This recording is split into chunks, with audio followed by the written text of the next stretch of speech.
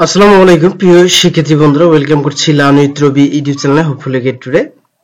আজকে একটি গুরুত্বপূর্ণ টপিকস নিয়ে আলোচনা করব, যে টপিকসটা কয়েকজন স্টুডেন্ট আমাকে আসলে ফোন করে বা কন্টাক্ট করে জানিয়েছে যে স্যার আসলে আমি তো গত বছর পরীক্ষা দিয়েছি, গত বছর আমার ফেল এসেছে, কিন্তু আমি তো ভালো পরীক্ষা দিয়েছি, বাট তারপরে কেন জানি ফেল এসেছে। এরকম কয়েকজন আমাকে বিষয়টি অ্যানাউন্স করেছে। তো আমি আবার চিন্তা করলাম যে না, এর উপর ডিপেন্ডস করে একটা ক্লাস দেওয়া দরকার, কেননা নতুন যারা এবারে নিউ পরীক্ষা দেবে তাদেরও এই বিষয়টি জানা দরকার, তাহলে একই ভুল তোমরা বারবার করবা না। তো আজকে এই জন্য আমি টপিকসটি নিয়ে এসেছি, ইংরেজিতে আমরা কেন ফেল করি। তোমরা অবশ্যই হেডলাইন দেখতেছো, ইংরেজিতে আমরা কেন ফেল করি। আসলে ফেল করার কারণ কি, কি কি ভুল আমরা করি যে কারণে আমরা মূলত ইংরেজিতে ফেল করি। এর কিছু কারণ রয়েছে, যে কারণগুলো আমি তোমাদের সামনে এখন আলোচনা করব। অবশ্যই জানা দরকার, কেননা এই ইংলিশ সাবজেক্টটা বিশেষ করে তোমরা যারা অনার্সে এবং 7 কলেজে পড়ো, তো তোমাদের এই সাবজেক্টটি হচ্ছে non credit compulsory English subject. তো যেহেতু তোমাদের এই non credit compulsory English subject, সুতরাং তোমাদের কোনো প্রকার ক্রেডিট যুক্ত হয় না, এই সাবজেক্টে তোমাদের ক্রেডিট যুক্ত হয় না, এটা একটা কারণ। ঠিক আছে, দেখো এটি নন ক্রেডিট ইংলিশ সাবজেক্ট, কোনো ক্রেডিট যুক্ত হয় না। আমি এই বিষয়টা তোমাদের নিচে দিয়েছি আলোচনা করার জন্য। তো কেন ক্রেডিট যুক্ত হয় না সে বিষয়ে আলোচনা করতেছি। এই সাবজেক্টে ধরো তুমি অনার্স এবং 7 কলেজের স্টুডেন্ট, তুমি যদি এই সাবজেক্টে ভালো প্রপার হতে পড়ো, যদি তুমি এ প্লাস পাও আর ডি গ্রেড পাও, ধরো একজন এ প্লাস পেয়েছে, একজন ডি গ্রেড পেয়েছে, ঠিক আছে, তবে কিন্তু তুমি পাস করবে। ঠিক আছে, এই যে এ প্লাস পাইলা আবার একজন ডি গ্রেড পাইলো, সেও কিন্তু পাস করবে, কেননা এই এ প্লাস এর কোনো ক্রেডিট এখানে যুক্ত হবে না।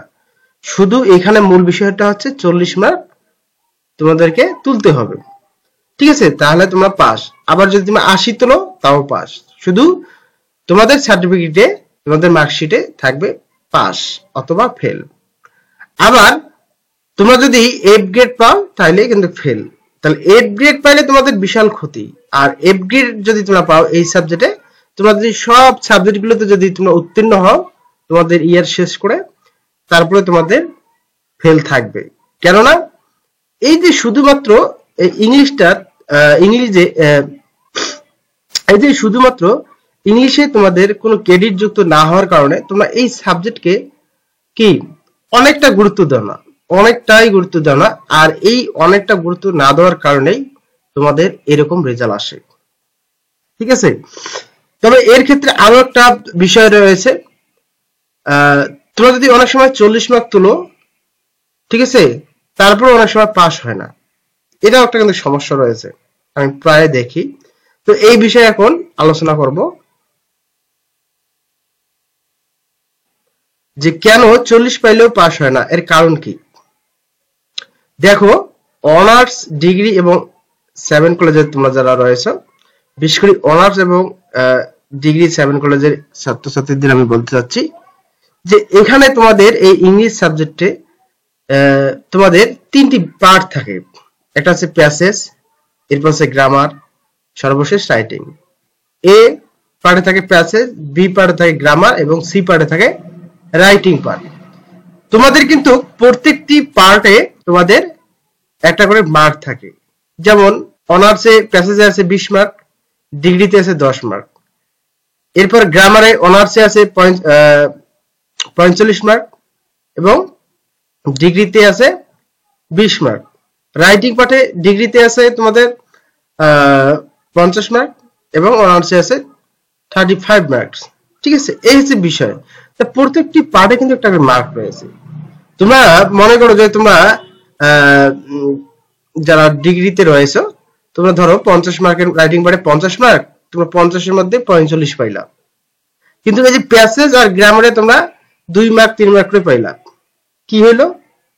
প্যাসেজে তোমাদের মার্কটা অবশ্যই 10 মার্কের মধ্যে অবশ্যই 4 মার্ক 5 মার্ক তুলতে হয়। গ্রামারে 20 মার্কের মধ্যে তোমাদেরকে অবশ্যই 7-8 তুলতে হবে, তাহলে তোমাদের 5 মার্ক পাস থাকবে। কিন্তু তোমরা যদি 2-1 তুলতে পারো কিংবা প্যাসেজে অ্যানসারে না করো, শুধু রাইটিং পার্ট দিয়ে পার হয়ে যাওয়ার চেষ্টা করো, সেক্ষেত্রে তোমাদের কখনো কখনো পাস দিবে না। কাজেই প্রত্যেকটা ডিপার্টমেন্টে তোমাদের পাস তুলতে হবে। বিশেষ করে ডিগ্রিতে যারা রয়েছে, তোমাদের যদি ভালো মার্ক তুলো তাহলে তোমাদের ক্রেডিট যুক্ত হবে। কিন্তু অনার্স এবং 7 কলেজে তোমরা যারা রয়েছে, তোমাদের বিষয়টা একটু ডিফারেন্ট। তোমাদের অবশ্যই প্রত্যেক ডিপার্টমেন্ট থেকে পাস তুলতে হবে। যেমন অনার্সে তোমাদের প্যাসেজে রয়েছে 20 মার্ক, তো এই 20 মার্কের মধ্যে তোমাদের 7-8 তুলতে হবে। গ্রামারে রয়েছে তোমাদের 45 মার্ক, 45 মার্কের মধ্যে তোমাদেরকে অবশ্যই 15 মার্ক তুলতে হবে, ঠিক আছে। এবার আছে রাইটিং পার্ট। রাইটিং পার্ট তোমার আছে 35 এর মধ্যে তোমাদেরকে অবশ্যই 12 তুলতে হবে, ঠিক আছে। তাহলে এভারেজ যদি তোমরা এভাবে পাও তাহলে কিন্তু তোমাদের পাস আসবে। আদারওয়াইজ যদি তোমার ধরো রাইটিং এ তোমাদের 35 মার্ক রয়েছে, তোমরা অবশ্যই 25 থেকে 30 তুললা। গ্রামারে যদি তোমাদের কত তুলো 10 তুলো, সেক্ষেত্রে কিন্তু একটু আগাবে।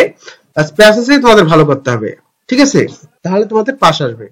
তোমার মনে রাখবে একেবারে 3টি ডিপার্টমেন্টে যাতে তোমাদের 3 ভাগের 1 ভাগের নাম্বারটা তোমাদের কাউন্ট হয়, ঠিক আছে, তাহলে তোমাদের অবশ্যই পাস আসবে। তোমরা অনেক সময় যে অ্যাক্টিভ অংশে তোমরা অনেক ভালো লেখো, ধরো রাইটিং পার্ট একেবারে হুবহু লিখে দিয়ে আসলাম, কিন্তু গ্রামার আর প্যাসেজ তোমরা লিখতে পারলা না, সেক্ষেত্রে কিন্তু পরীক্ষক বুঝবে যে না আসলে এরা এই পারে দুর্বল, সুতরাং এই ক্ষেত্রে কিন্তু অনেক সময় তারা ফেল করে দেয়, ঠিক আছে। এই জন্য পরীক্ষায় এফ গ্রেড আসে। এই যে সামান্য বিষয়গুলো তোমরা যদি দেখো, এই বিষয়গুলো খুব গুরুত্বপূর্ণ, এই বিষয়গুলো তোমরা পড়বা, ঠিক আছে। তোমাদের কাছে আমি একটা রিকোয়েস্ট করতেছি, আমি কন্টিনিউ কিন্তু এই চ্যানেলের মাধ্যমে ক্লাসগুলো দিচ্ছি। গ্রামার পার্ট, প্যাসেজ রাইটিং কিভাবে লিখতে হয়, প্যাসেজ কমন না পড়লে কিভাবে প্যাসেজের অ্যান্সার করা যায়, কিভাবে পাস মার্ক তোলা যায়, গ্রামার পার্টের প্রত্যেকটি বিষয় দেখো। গ্রামারটা হচ্ছে ইম্পর্টেন্ট। গ্রামারের টেকনিক তোমরা যতই অবলম্বন করো না কেন, গ্রামার হচ্ছে একটা রুলস রে ভাই। এই গ্রামারের রুলসটা তোমাদের পড়তে হবে, ঠিক আছে। গ্রামারের রুলস গুলো পড়বো, হয়তো সেন্টেন্স মেক করার অ্যাবিলিটি তোমাদের থাকবে, বাট রুল গুলো তোমাদের অবশ্যই পড়তে হবে, ঠিক আছে। আর রাইটিং পার্টটা হচ্ছে টেকনিক, যেহেতু এখানে অনেক টেকনিকের ব্যাপার আছে, এই টেকনিক গুলো অবলম্বন করেও মার্ক তোলা যায়, কিন্তু গ্রামার অবশ্যই তোমাদেরকে পড়তে হবে। That's it. তো আশা করি বিষয়টি তোমরা বুঝতে পেরেছো। এই জন্য মূলত এতটুকু আলোচনা করার জন্য এই ক্লাসটি আমি দিলাম, কেননা তোমরা অনেকেই প্রশ্ন করেছো, স্যার আমরা ভালো পরীক্ষা দিলাম তারপরে আমাদের এই গ্রেড আসলো, আমরা এবার ইমপ্রুভ দেবো, কিভাবে পাস করা যায়, অনেকভাবে অনেকে মন্তব্য করছো, ঠিক আছে। এর উপর ডিপেন্ড করে এই জন্য আমি এই ক্লাসটি দিলাম। আশা করি তোমরা বুঝতে পেরেছো বিষয়টি, ঠিক আছে। আর তোমাদের যাদের একবারে সমস্যা, আমার পিডিএফ হ্যান্ডআউট রয়েছে 250 টাকা দাম, ঠিক আছে। পিডিএফ হ্যান্ডআউটটি নাও, আমি যথেষ্ট পরিমাণ পরীক্ষা রাখ পর্যন্ত তোমাদের সঙ্গে থাকবো ইনশাআল্লাহ। আপ টু ডেট যে ক্লাসগুলো হোক আর সাজেশন হোক, যে কোনো এভরিথিং আমি তোমাদেরকে প্রোভাইড করব, ঠিক আছে। তো দ্রুত যোগাযোগ করে আমার পিডিএফ হ্যান্ডআউটটি সংগ্রহ করে নাও। যারা নতুন, চ্যানেলটিকে সাবস্ক্রাইব করে পাশে থাকবা। ধন্যবাদ সবাইকে।